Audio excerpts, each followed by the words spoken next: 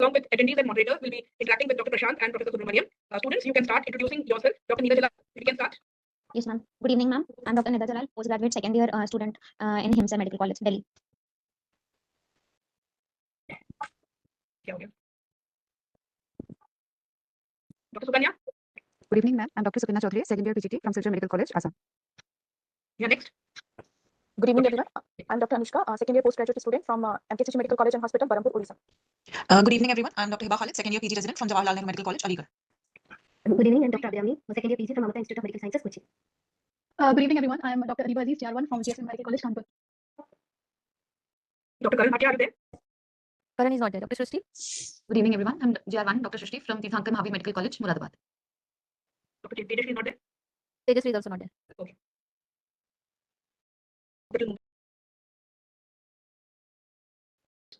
For the upcoming talks on the 24th of October, 7 p.m., we have the topic maturation patterns in lymphoid lineage.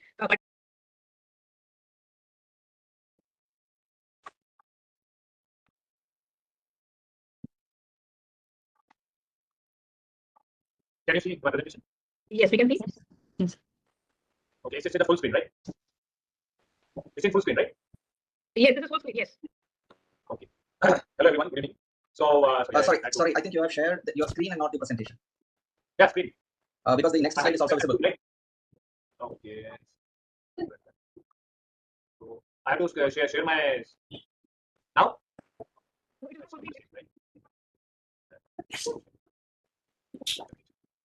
I have to share the screen, right? Yeah, you have to share screen, not the PPT. Yeah, I have to share it.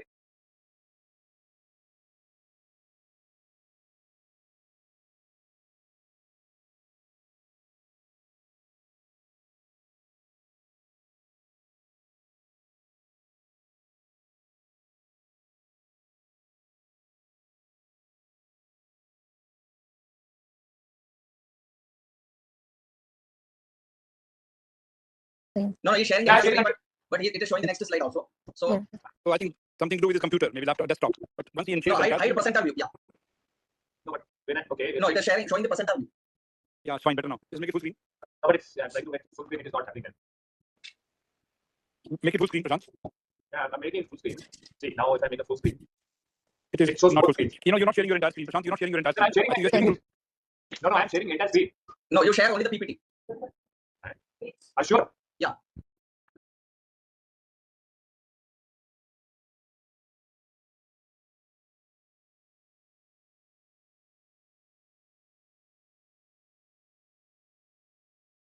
Share. See, I have three tabs. Window and in tab screen. What do you want me to share? So window. No, window. Yes. Show the window and select okay.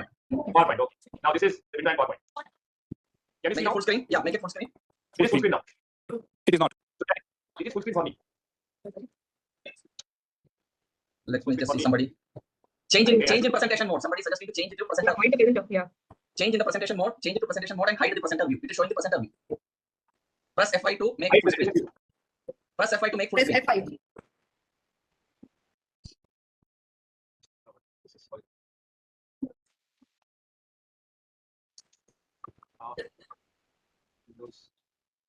Dr. Mani, I think I have to share full screen only, entire screen only. I don't think. Yeah, then share the screen and see the view in PowerPoint show and don't show it percentile view. In PowerPoint show, don't make it show the percentile view. See, I'm now sharing full screen. View. Slideshow. Slideshow, yes. Go to screen from the beginning. Click on it. Yeah. See, this when I say from the beginning, it shows both next slide also. Okay. No, it is. Okay, sorry. Sorry everyone. And I'll start. I have to say that I'm just taking myeloid maturation because lymphoid maturation is taken by Gaurav. And we have two sections for this presentation. One is I'm going to some theory. I'm going to explain how the things work, what is my maturation pattern, how does the normal maturation pattern, how it looks in some disease conditions, and then in the second part we'll go through some cases. So we know we are focusing on myeloid maturation. We know that how the myeloid cells mature in the bone marrow. For example, let's take a granulocytic disease. We know we have the earlier phase of myeloid blast followed by promyelocyte, right? Then myelocyte, metamyelocyte, neutrophil. Now, based on the and you can see when we see the differentiation of this morphological maturation. If you look at myeloblast, we have only large nucleus and scanty cytoplasm. We don't see any granules in it. So usually this is the primitives. Many times we see nucleoli also. Then when it comes to the next promyelocyte, the nucleus size shrinks down and the cytoplasm increases. So there is low nucleus to cytoplasmic ratio. Cytoplasm has more granules. Right? Then as you move to the myelocyte, again the nucleolus disappear, the size goes down. The nucleus will become more oval. When you come to the metamyelocyte, the nucleus become more kidney shaped. It start shrinking and shrinking so that the shape changes. And when you the band form of neutrophils, this all chromosomes condense to form a globular nucleus. So these changes happens which are morphological changes. But all structures of cells are ultimately formed by the proteins and carbohydrate and lipid complexes. So when this happening, when the structural changes happen, of course the 3D architecture of the protein structure also changes, which leads to the expression of antigens on the cell surface or inside the cell. And this protein has epitopes on it, which acts as an antigen, and which has appearance and disappearance, which changes in the number of antigens and in terms of reduction. Some antigens reduces in number, disappears from the cell surface. Some antigens becomes increasing the number, and this way, by it changes from one form to another form to next form. Now, these changes in the protein structure can be studied by using flow cytometry, and we are going to focus how the flow cytometry changes can help us to identify normal and to differentiate from normal to abnormal. Now, as I mentioned, ultimate identifies the protein expression, and this is because when we have any changes happens from the nucleus to the protein, which this is the dogma we believe in, where we have transcription, splicing, export, and translation. So all have an expression.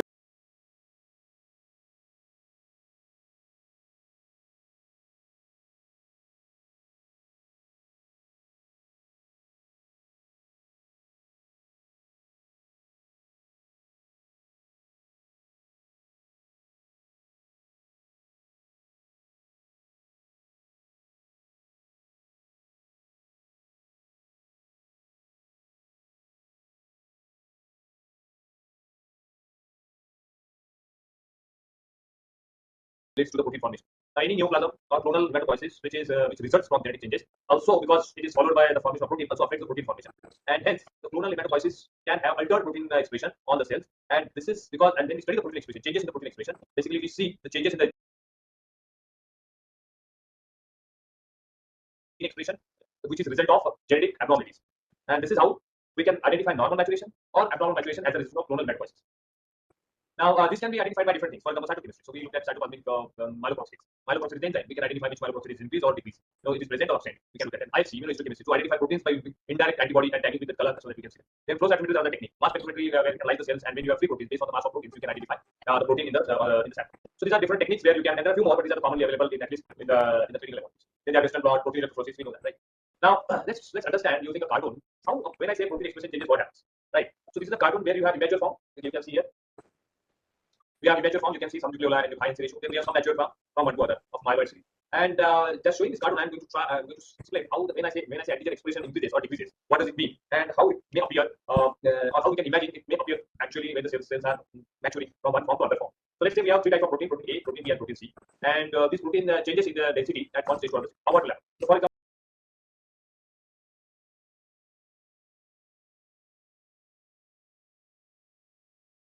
this is a blast where we have certain number of protein A is higher in density.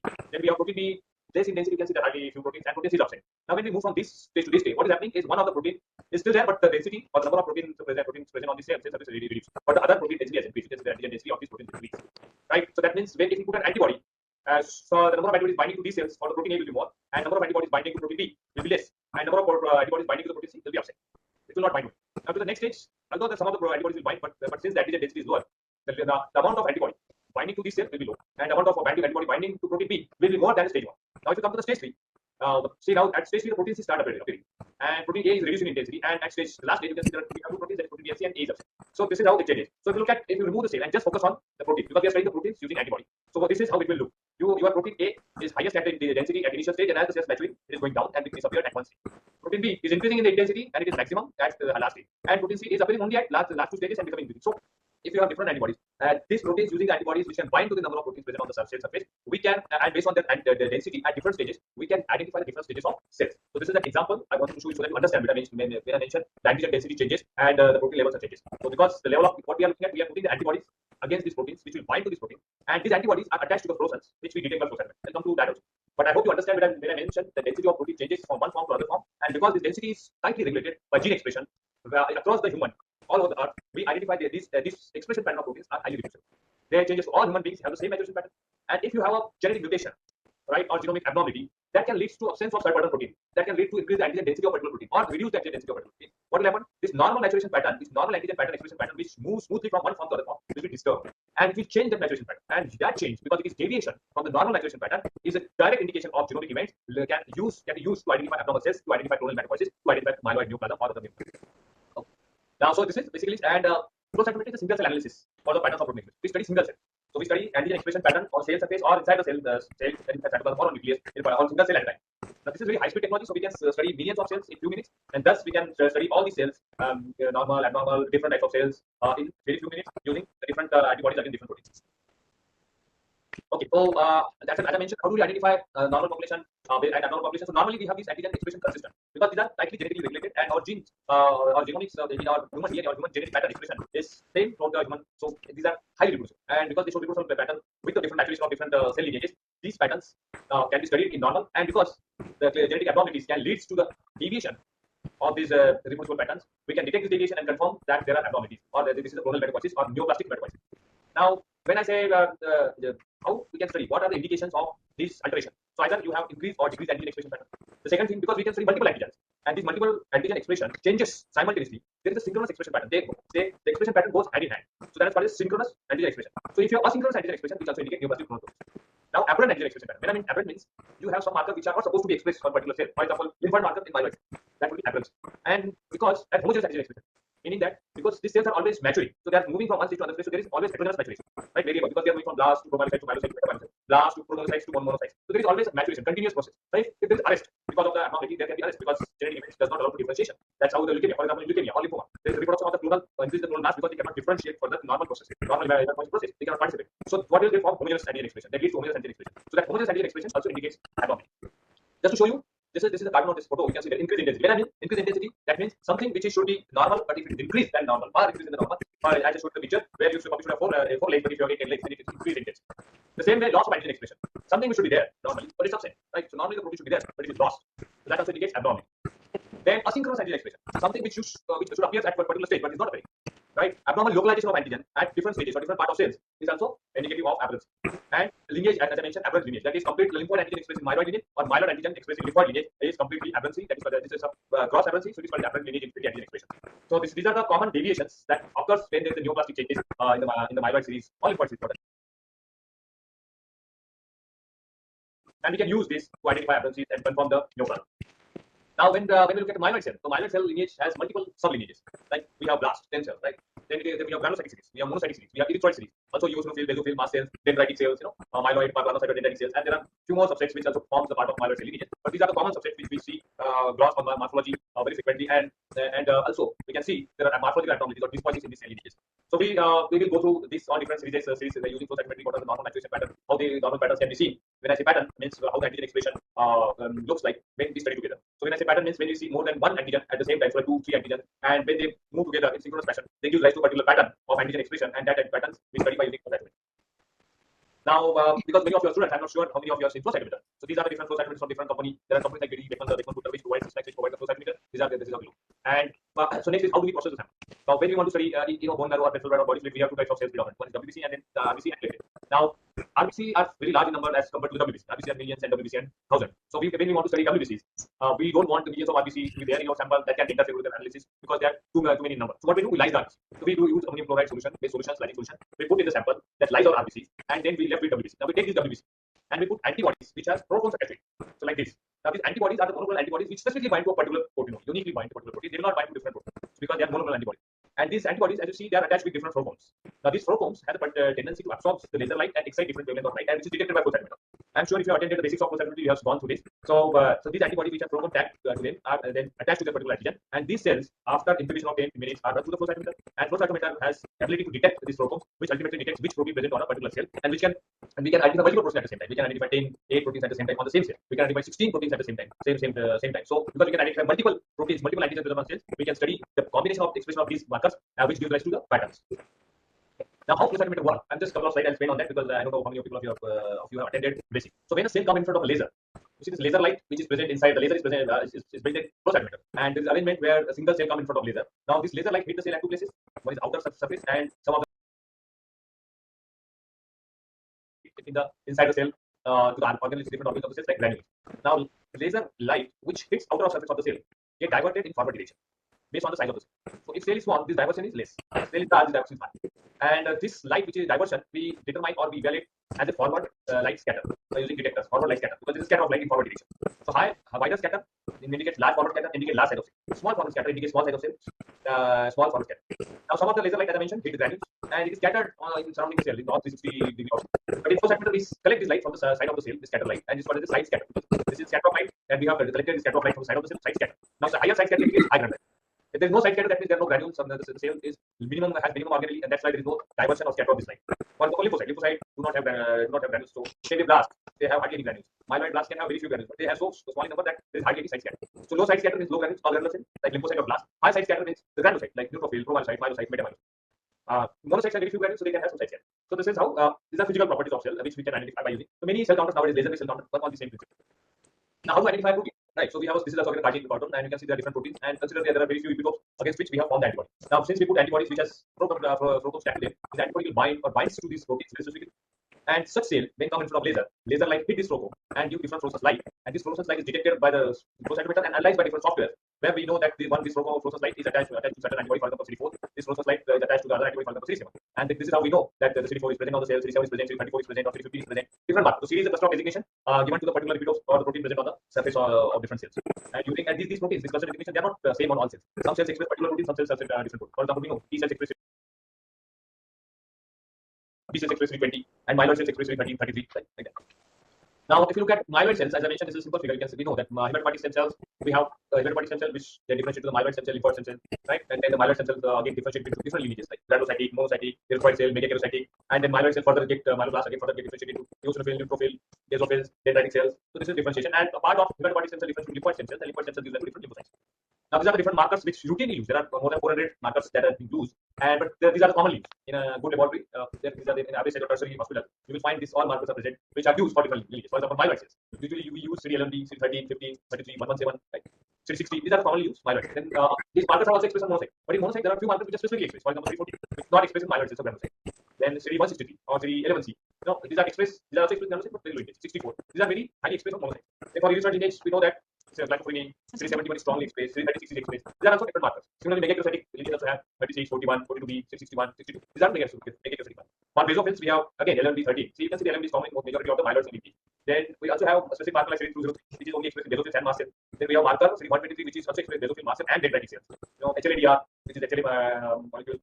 Then plasmacytic dendritic cells. So there is a list of markers which is used to identify different cells. Some of the markers are common, some of the markers are unique for particular cells. And these markers change their antigen density when they mature from one form to another form.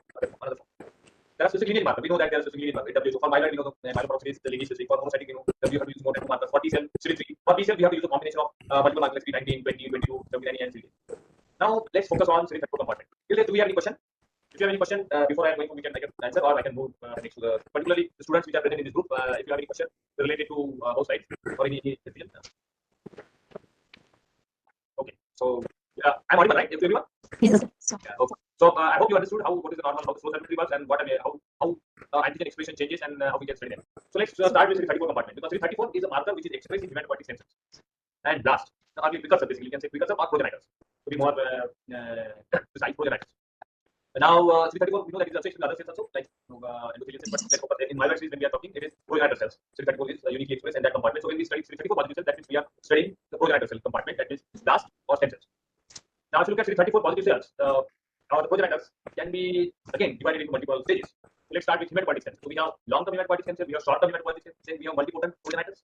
Here we can see that this is how they work. From multipotent progenitors, we have common myeloid progenitors, or we have common lymphoid progenitors. From there, we can do granulocytic, monocytic progenitors, or granulocytic macrophage progenitors, and we have megakaryocytic lymphoid progenitor. And then they are further subdivided into mast cell, eosinophil, basophils, granulocytes, and this myeloid megakaryocytic lymphoid progenitors move to the megakaryocytic and lymphoid cells, and lymphoid progenitors move to the different lymphoid cells. So when we look at the stem cell, we can look at this part till stem cell, MPP, CMP, MEP, and GMP. So these 4-5 stages, we can see how they mature from by using different antigen expression. Because this is normal hematopoiesis, they form a particular pattern. Then we look at it. But in abnormal, neoplastic hematopoiesis, because of abnormal genetic abnormalities, which leads to the protein changes, can lead to the arrest at particular stage, and that particular arrest to the particular stage can show the protein changes, and the protein changes can be identified by using flow cytometry. Thus, we can identify the abnormalities, underlying abnormalities. So to show you this is the first plot. Now let me explain first plot. How plot works. These are called as dot plots. You can see there are multiple dots here. These are called as dot plots. So this square window is basically a plot, and these are dots. Now we have two axes. You can see this is y-axis and this is x-axis. And the axis is this is logical axis. You can see the logical log scales are there. When we say 0, some dots which are present close to 0, you can see this is 0 on both sides, and there are some dots here. So dots which are close to 0 means they have no antigen expression level. So we cannot identify any fluorescence from these cells, and hence they are close to zero on our scale. So cells which are close to dots, which are close to zero, have no expression of this marker or this marker. So CD19 indicates the expression of y-axis, and CD38 indicates expression of x-axis. Okay, and each dot means one cell. So we have got so many cells. You can see here there are almost lakhs of cells here, and this marker that is CD38 and CD19, it looks like it is negative here. But as you move from the zero to positive, right? That means there are these cells are positive for this marker. That means this marker, this protein is expressed on these cells. For example, here you can see the blue cells. It is not close to zero. It is moving away from the zero towards one. That means this CD90 antigen is present on the cells, and that's why we are getting fluorescence from the cells. That means this marker is present on the cells. The same as CD38 is present on the pink cells. You can see this is present on this. That's why this is positive. This is positive. Blue cells are positive for 90, and these pink cells are positive for CD38. Now you can see that the two-way connection. So one cell is going this direction. Just to show you. You can see here this direction, right? And one population is going in this direction, right? So this is the maturation. So you can see, or you can say that these cells are going in this direction, then we have this direction, and probably the cells are maturing like this. So there can be this type of pattern which is going in this cell. So based on the antigen expression, we know that there are cells which are 38 negative. So if you put the negative and positive order here, like this. So these cells are positive for 90. These cells are negative for both. There are very few events are positive for both markers, and these cells are just positive for CD38. Right, so you can see here, these cells are positive for CD38. So this is now the cells antigen expression we interpret. Right, the same way here, if you say the CD44, this population is positive for CD45. This population is negative for both CD33 and 45. This population is positive for 33 and negative for CD45, and this population is positive for 4. Right, so this is how it looks. Okay, now let's come to this this expression. So you can see when we look at the cells, the stem cells. So we have earliest component of CD34 compartment, progenitor compartment, that is inverted stem cells. They are CD90 positive. Now as we move, as the cells mature to the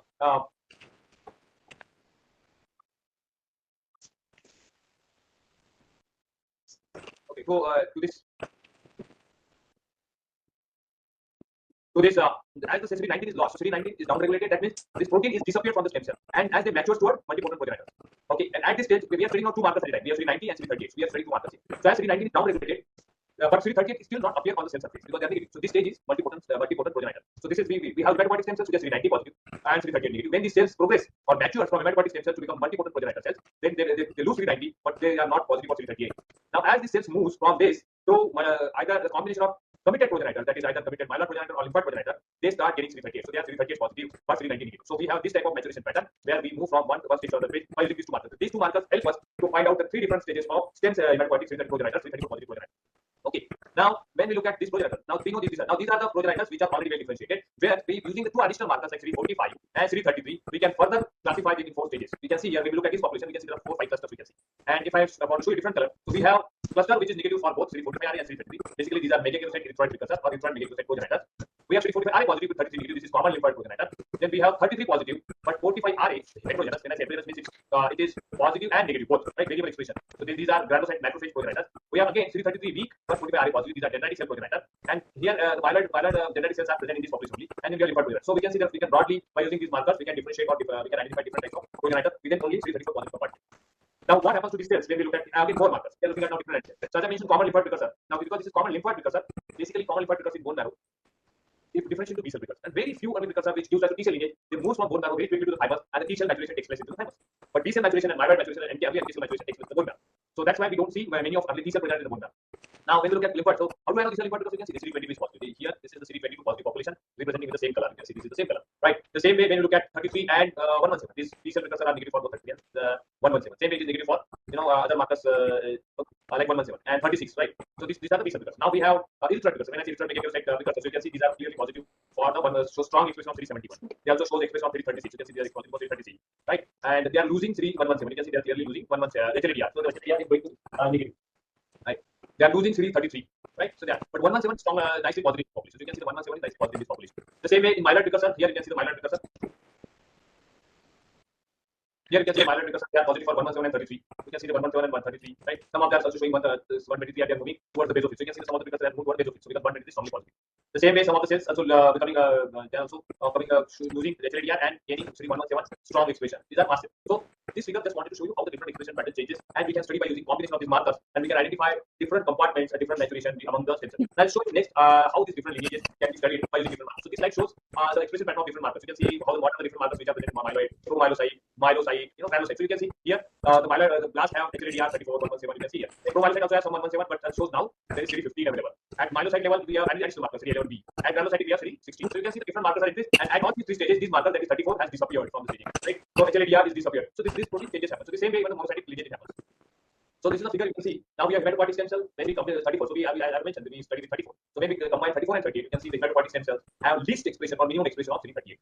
As they mature from here to myeloid multipotent progenitor, they gain some CD38. As they express to committed progenitor, that is committed myeloid progenitor, they gain CD38, and then as they mature further, they start losing CD34. So this is the maturation pattern. So when you combine these two markers, you will get this maturation pattern. When you combine CD13 and 117 from the stem cell, we have combination of different. So you can see the cells which are gaining 117 and CD13 expression. You can see the gaining 117 and CD13 expression. These are the cells which are committed to the granulocytic series, and they ultimately differentiate towards promyelocyte. Same way, we have cells which are losing 117 and gaining 117. These are pro-normoblast.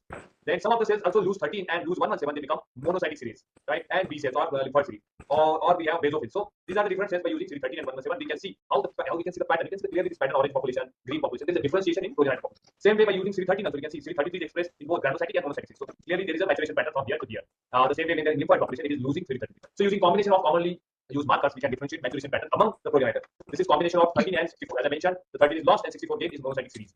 Same way, the 116, 64 is gained in monocytic series. You can see the 64 is gained, and again at later stage of monocytic series, 36 is also gained. So you can see 36 is coming positive in this population, in this gray population, which includes monocytic series here. But the same way, the pro-normal blast, so 36 is expressed in pro-normal blast or basophils, and it is negative for 64. So using 64 and 36, we have this pattern where we can see the maturation toward monocytic, erythroid, and basophilic pattern. That's basophilic series. Similarly, using 33 and 64, we can see the pattern, normal maturation pattern among the blasts. So when I say progenitor, this morphologically blast. Right, same way you can look at the population where if you use a combination of 123 and DR, you can see the population which are 123 weak and orange population. This is myeloid blast. Some of the cells have become dendritic cell blast, myeloid dendritic. Some have become plasmacytoid dendritic blast. Right, so you can see there's a maturation of this way in this way. Now some of the cells, the blast which lose HLA-DR and become basophils. So this is bad. And both HLA-DR and 123 is lost in erythroid. So you can see there's a different maturation pattern. Same way, we're using combination of 203C, where which it will express basophils and mast cells. If we have basophils and mast cells, there are some mast cells which are getting 117. So same way, you can study by using combination of 13 and 117. So these all maturation patterns by using a synchronous expression of particular marker, either disappearance or either increasing the intensity or reducing the intensity of the marker, we can identify different maturation pattern in the different cell compartment. Now we are just focusing on progenitor compartment here. And if you want to study, these compartments are these figures are already published in one of the free journal, that is Indian Journal of Pediatric Medical Medicine and Pediatric Oncology Journal, which is freely accessible. All these figures are present in this article. Now, when I say study, you can study these markers. So in our laboratory, we have 16 color flow centimeter where we put all these markers for studying this population. You can see we use 34 and 117 and HLA-DR to identify precursor cell, right? Then we study 45 and 38 to identify early part of precursor cell, that is stem cell. Then we use series 36 for erythroid part. We use 64 and 33 and 14 for monocyte. You see, then out of this, 14 and 15 is for myeloid differentiation, and also as I mentioned, 36, 64, 33. These are for monocytic differentiation. 123 and HLA-DR for PDC and basophil differentiation, because 123 strongly expressing on the cells, but HLA-DR is only expressing dendritic cells and it is negative for basophil. So using this combination, we can identify PDC, that is plasmacytoid dendritic cells is positive. 123 and DR both are positive in PDC, but only 123 is positive in basophil. Right? Then we also use some markers to identify B cell, T cell, NK cell, and NK cell using this marker CD90 for early precursor, like as I mentioned, for stem cell. Now, using this markup, we can identify different patterns. As I mentioned, you can see here, this is one of the patterns which we use. So these are stem cells which are moving this direction as well as this direction. So this is one pattern. The same way, we have another pattern with 30 and HLA-DR, like this and like this and like this. This is a pattern. Then we have HLA-DR and 38 pattern. So they are moving in upward direction. Again, this is direction, and this is direction. You can see. So there are different directions where the cells mature. By using this combination, we can see the difference. Now, the point I'm repeating this because by using this gate, we can see the maturation pattern. Now, if there are cells which do not follow this maturation pattern, for example, we have cell cluster here, that will be abnormal, right? Or we have cell cluster here, which is not following normal maturation pattern, that will be abnormal. And these abnormalities can be identified by using these proteins and can be seen in clonal hematopoiesis or neoplastic hematopoiesis. Just to show you an example, you can see normal maturation pattern is like this, right? This is how normal maturation pattern, or I can mention this is like this. Instead of this, we starting hematopoietic stem cell and maturing in this direction, right? But if you have a population like this, which is not following maturation pattern, that indicates abnormality or clonal blast or abnormal blast or neoplastic blast. The same way, we know that the cells go like this. If you look at here in this patient, we have all cells clustered here. There is no match, no CD38 expression, 38 subset. So there is a down regulation of CD38 antigen, which also indicates abnormality. So it should be normal like this, but there is no normal. In fact, instead of like going like this, it is going like this. So instead of like this, it is going like this. That means there is altered maturation pattern of this class. Same way, we know normally there is a maturation pattern of cells like this in this direction and in this direction, right? So form a reverse of C, a mirror image of C, it will be like this. But if you have population blast, which is not at all actually, because CD13 antigen is not expressed, so instead of going in this direction, in both directions like this, it is going straight. So there is a loss of pattern. In the same way, there is a loss of pattern, right? There is loss of pattern because there are two clusters. So this is clustering. So there is loss of patterns. That is called either asynchronous migration pattern or clustering. This is all abnormalities which indicates in this population. So there are three examples, 1, 2, and 3 different examples which indicates abnormality.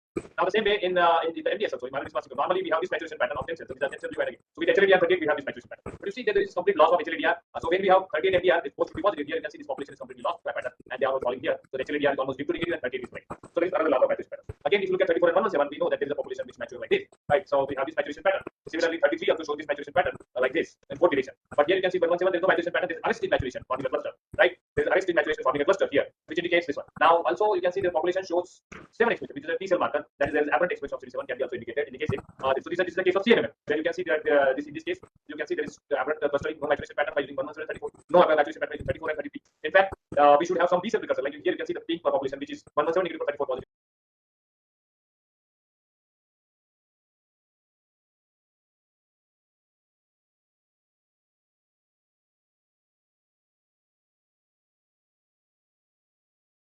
This population is absent. So absence of normal B cell precursor is again another abnormality.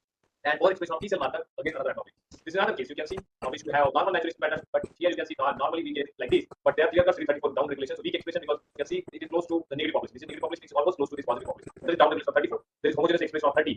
There is aberrant expression of 7.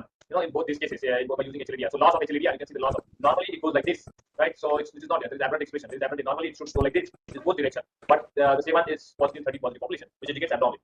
Again, this is the case of primary myelofibrosis. You can see the normal maturation pattern will be like this, but here you can see the clustering. You can clearly see the clustering is there. There is arrested maturation. Here, the overexpression of CD36 we can see. Again, normally HLA-DR is weak or the antigen density of HLA-DR stem cell is low. But in cases like myeloproliferative neoplasm, the HLA-DR is overexpressed. So it normally should be here, but they are shifted here. So there is overexpression of this marker, and there is aberrant expression of 336, 41, and 61. These all three markers are also expressed in megakaryocytic marker, indicating there is megakaryocytic blast proliferation and arrest in this primary myelofibrosis patient. Right? Another case of CML. We know the CML is a myeloproliferative neoplasm. So we, although in our chronic phase we have very few blasts, but still these blasts are abnormal because we are dealing with neoplastic or myeloid, we have neoplastic myeloid process. So normally we have this maturation pattern, but here you can see with HLA-DR 34 in CML, although the blastic field number, this maturation pattern is lost. Instead of it is like this, which is indicating that asynchronous maturation of myeloid blast. Same way, normally we should have this maturation pattern like reverse of C, but we have this abnormality where you can see CD33 is overexpressed in this expression pattern and it's forming a cluster, which also indicates abnormality or maturation pattern in the blast. Then again, normally we have normal B cell precursor which are clearly absent in the CML, which is again indicating that there is abnormal maturation. Right? There is something called as a leukemic stem cell, or the stem cell, possible leukemic stem cell, or the stem cell from where this disease is arising, which can be identified by using markers like CD26. You can see the normal the blast, the stem cell, which are the stem cell which I'm showing in this plot, in these two plots. You can see in these two plots we are looking at the stem cell, which part of it expresses CD26 and 90. These are CML leukemic stem cell or hematopoietic stem cell of CML. Now, even we can see sometimes even in the polycythemia, we know there is a genetic abnormality that is JAK2 mutation, right? So the JAK2 mutation leads to the abnormal hematopoiesis, especially towards the erythroid. But also we can identify some also in some cases erythroid abnormality like clustering here. You can normal maturation like this, but clustering here, the increase in the part of erythroid. Again, as I mentioned, we can look at quantitative participation. Normally, we have normally out of all the related, usually the stem cell CD34 compartment is less than 2%, and out of this 2%, usually we have hematomas more than 5%. But if we have more than 2% in normal staging marrow, or less than 5% of hematomas also can be seen in neoplastic process, provided that you confirm it with other abnormalities. So normally you can see myeloid blast more so myeloid and erythroid, right? Like this. You can see the 39% B cell precursor, but it goes down below 5%, which indicates down regulation of this one. And which is also these two criteria are seen in myelodysplastic syndrome, and this is when these criteria are included in Ogata score, which is published in back almost 18 years back. The similar finding we can see in CMML also. Right. So let me ask you one question, and you can answer. The students which are present on this in this group can try that. So what is the correct immunophenotypic signature of early stem cell or early precursor stem cell? We have three options: A, B, C. Whatever. Any student can answer. A, sir. A, sir. Yes. So stem cell because they are 34 positive, they are 90 positive, but 38 negative. So this is the right answer. So let's move to the compartment. As I mentioned, this compartment normal based on this abnormality can be seen. Studying these patterns can be useful for the diagnosis of myelodysplastic syndrome, even acute myeloid leukemia, then accelerated phase or abnormal myeloid blast in CML, other myeloproliferative neoplasm like CMML, JMML, other this one can be useful for the diagnosis. As I already shown this to you guys. This is just to show you another example of down regulation of CD117. I mentioned CML city. So this was about myeloid compartment. Now let's focus on the granulocytic compartment. Now when I say granulocytic compartments means we are talking about post blast, that is promyelocyte, myelocyte, metamyelocyte, plasma, and neutrophil. Right. So as I mentioned, stem cells from the cells to move toward they lose CD34. Here.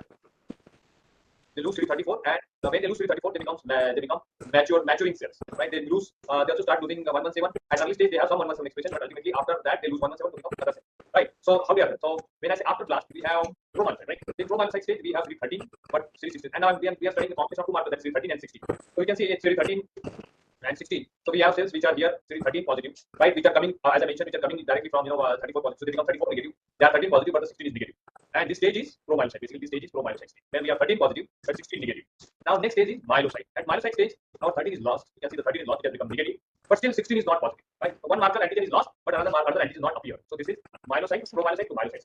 Now we have next stage where the 16 start appearing. You can see that this is weak expression because it's close to 0. Then it becoming increasing in intensity. You can see they increase up to this level. But 13 is negative. You can see the 13 is negative. It is below 13 is negative. So this stage matches with the early stage matches with metamyelocyte. The late stage matches with brand form. So you can see this is brand form and these are metamyelocyte. This is metamyelocyte. Next stage we have neutrophil where the 13 again reappears. So you can see the 13 reappears. So this goes like this, right? So this is how it forms the group. So just using two markers, we have identified promyelocyte, we have identified myelocyte, metamyelocyte, band forms, and or this basically correlates with morphology. Not exactly, but there is a quite synchronous between morphology and this one. Although you cannot say by 100% this is exactly the same thing. So if you saw this cell and look into the morphology, you will have predominantly promyelocyte, but some cells which overlap, right? So you can also say on phenotypically you can say this is stage 1, this is stage 2, this is stage 3, and this is stage 4. Now stage 4 is stage 5. This kind of like now.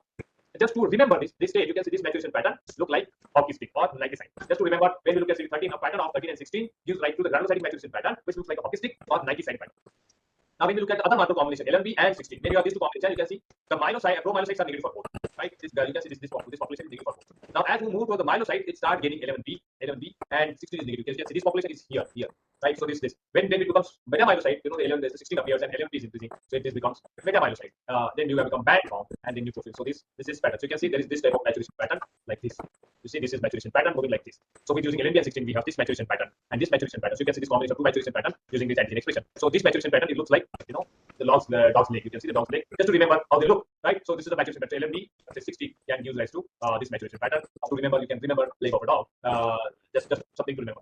The same way, when you use 13 and LMB, we have looked at 13 and 16. Here we have LMB and 16. Now let's combine 13 and LMB. This also shows this maturation pattern. You can see there is this maturation pattern, and some cells falls back when they are terminally maturing. And even CD15, if you look at CD15, there is this type of maturation pattern, which is consistent because 15 appears at promyelocyte strongly in the late blast, and it is strongly homogeneously expressed. So 15 is homogeneously and strongly expressed, but 16 shows maturation pattern, just like this and like this. Right? This pattern can be remembered like a Dhanurasana or both pose of yoga, where you have this type of maturation pattern. And few cells fall down, you can see here like this. So just want to remember this maturation pattern. Now, when you look at this maturation pattern, in this body, you can see this pattern. Here, nice this pattern in this population. So this is from the patient. You can see this pattern. This pattern is completely relatively lost.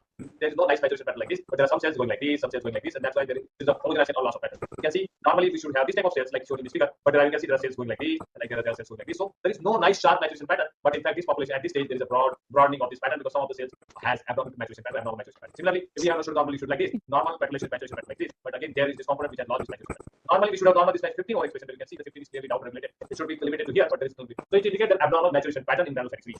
Right? This is the case of CML. You can see in CML. Well, you can see the normal maturation pattern with 13 and 16, but we have loss of 50. So not all diseases show all these aberrancies. So you can see this when you look at multiple markers, some diseases show some cases or some patients show some type of abnormality, the other shows other type of abnormality. So usually this maturation pattern is maximum in myeloid dysplastic syndrome. They are minimum in chronic myeloid leukemia, and that's why we don't see many morphological abnormalities, morphology or abnormalities in AML, in CML. In CML, although there is proliferation, strong proliferation, the millions of cells or lakhs of cells, but morphological dyspoisis is limited, right? And that's why, and the same way, even in the protein expression, we see less abnormality. But we can still see abnormalities like down regulation of CD50 or aberrant expression of 56 is again NK cell marker. Normally, it is not expressed in granulocyte, but over expression or aberrant expression of CD50 indicates aberrancy, which is commonly seen in CML. Another case of CML, you can see the CML showing normal maturation pattern with 13, 16, 13 LMB 16. You can see this type of maturation pattern, but at the same time, there is loss of CD50, right? Then another marker which we see is CD117. CD177 is a chemotaxis marker, which is expressed only in neutrophil forms or band forms. Normally, this CD177 protein is expressed in more than 50% of neutrophil, and abnormal loss of more than more than 70% of cells indicates absence. For example, in this case, in this population of CML neutrophils, this last stage of the granulocyte series, there is only 27% of cells shows CD177 expression. That means more than 70% has lost this expression, indicates abnormality abnormally.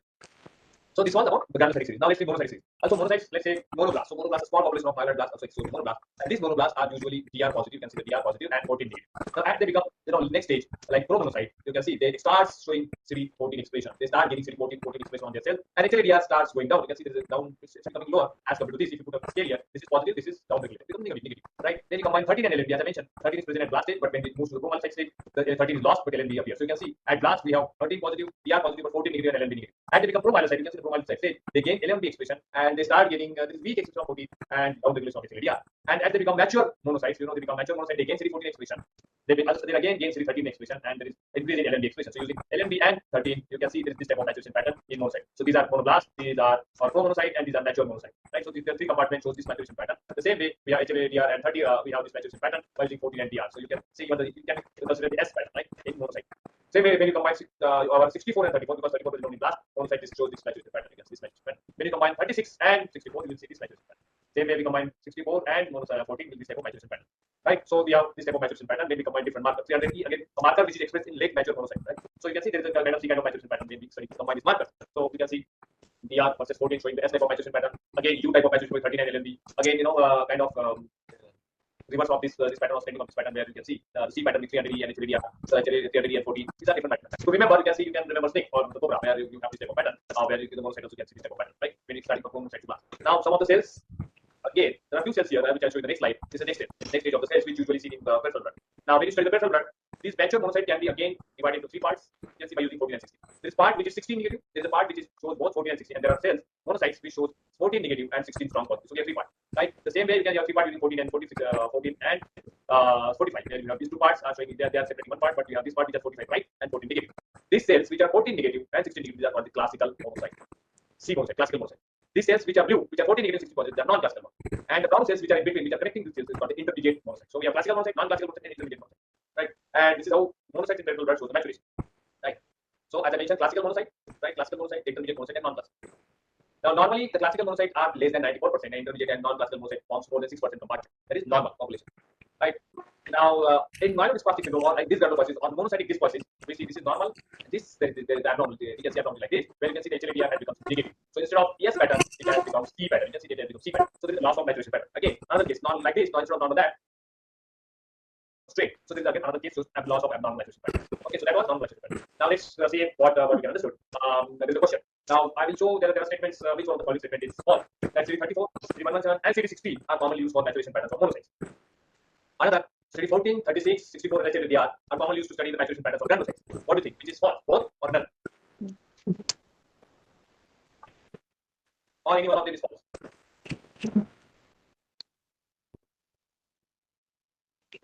So the answer is basically both, because monocytes 34 and 117 is usually not expressed in monocyte, right? So using this combination monocyte we don't study. Then again 14 is specific, 64 is marker specific to the monocyte, not to the granulocyte. So both statements are false. Okay, let's move.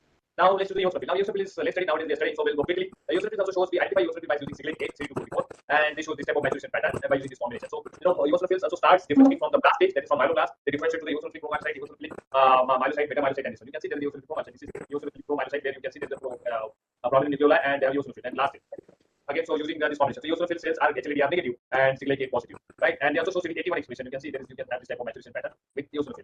Again, they also express CD193 or CCR3, chemokine receptor 3, and this type of maturation pattern. So chemokine receptor 3 are expressed in late stage of eosinophil. So eosinophil can be studied like this. You can see here even the IgE expressed. So you have eosinophils which start maturation again CCR3, and the terminal part of eosinophil also express IgE, and that's why the IgE level increases in allergic condition. So or in eosinophilia. So you can see these are the maturation pattern of eosinophils like this. So the next question, which mark is for eosinophil? C. See, that is right. So because the other three markers are also expressed in other population, like 242 expressed in NK cell and myeloid, CD81 expressed in B cell precursor and other myeloid, CD193 also expressed as well as eosinophil. So siglate 8 is specific for the eosinophil. And let's go to the next stage, erythroid maturation. Now, erythroid maturation again, we have blast, which are early blast, which are 34 and 117 positive population. So, which is blastic population or myeloid erythroid, negative erythroid precursors of our stem cells, which express 117, right? So, at this stage, we have early cells, that is pronoun blast, or the earliest precursor of early pronoun blast. You can say early pronoun blast. They start expressing 117.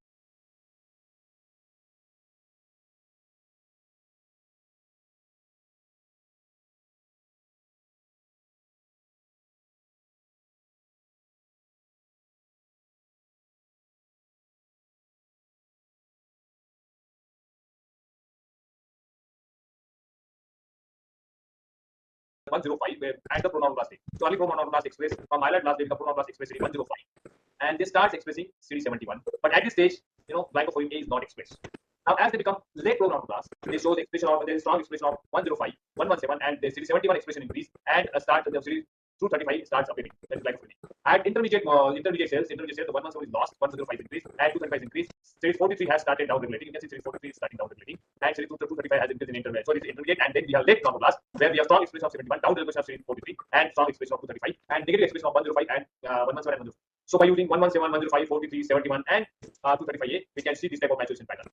Right. So erythroid cells at different stages can be seen in this normal erythroid maturation can show this type of maturation pattern. Right. If you want to combine again these markers in a different way, for example, 36 and 105, 235A and 105, 36 and 45, you'll get this type of maturation pattern. You see. So you have this type of maturation pattern. There we have at earliest stage 105 is negative, start appearing, become maximum. At this stage 36 is negative, again 36 start appearing, right? And 105 is lost and 36 again. So this type of maturation pattern. Again with 235 and 105 normal maturation pattern. Again with 45, because we know the 45 usually become negative. So at early stages 235 is positive, but at late stages 235 is lost. So using combination of 45, 36, we can identify different cells. Now what happens in the dysbiotic maturation? In dysbiotic maturation, as you say, normally we should have this level of 117, but clearly there is a large population of cells which shows down regulation of CD71, which is usually seen. You can see in this population is also CD71 is lost. So CD71 is lost in precursor as well as late precursor. Again, CD105 we should show normal maturation and form polyps should fall into the gate. Clearly there is abnormal down regulation or abnormal loss of CD105. Again, there is abnormal loss of CD71 as I mentioned in this population, especially in this mature population. Right? There is down regulation of 40, 45, 40. There is increased population of early precursor. So this is quantitative because normally it should be small component, but here you can see 84% of early precursor out of total erythroid cells, 84% population is early precursor. In this case, you can see 16.9% of population is like that. There is again loss of CD71, so which indicates that not only there is loss of antigen expression pattern, there is aberrant maturation pattern, but also there is a correction and arrest as an early precursor series, which also indicates erythroid series is twice. Now let's see a question for our students. We can get which markers are most useful to evaluate these two questions in MDS, right? So which you think? So, Can be C option. Yeah, so good, very good. So you are now understanding which are the different markers can be used in erythroid populations, basically in MDS. So this is our problem. Now let's see quickly mesocytes and dendritic cells. As I mentioned, there are multiple dendritic cells, human vessel, but we have plasmacytoid dendritic cells, we have myeloid dendritic cells, which can be subdivided. Now there are more than these subsets, 6 subsets are there. You can see the different subsets: plasmacytoid dendritic cell, myeloid dendritic cell 1, 2. Then there is AXL positive dendritic cell. Then we have Langerhans cells, monocytic dendritic cells. So there are different classical monocytic. So there are which you can use by using different markers. Like 123, plasmacytoid dendritic cells shows 123, 303, 304, which is also part of the BDCA2 or BDCA4. Yeah, we're using IC. Then we have myeloid dendritic cell, that is 144, which also BDCA1. Myeloid dendritic cell 2, which also express 1C or BDCA1. There are different markers. Langerhans cells express 207 and CD1A, E-cadherin, and monocytes we have seen already. So these are the different compartments of monocytes. And as I mentioned, these cells come from stem cells. When we go to the basophils, they gain, they lose one HLA-DR and they gain 123. So these are basophils.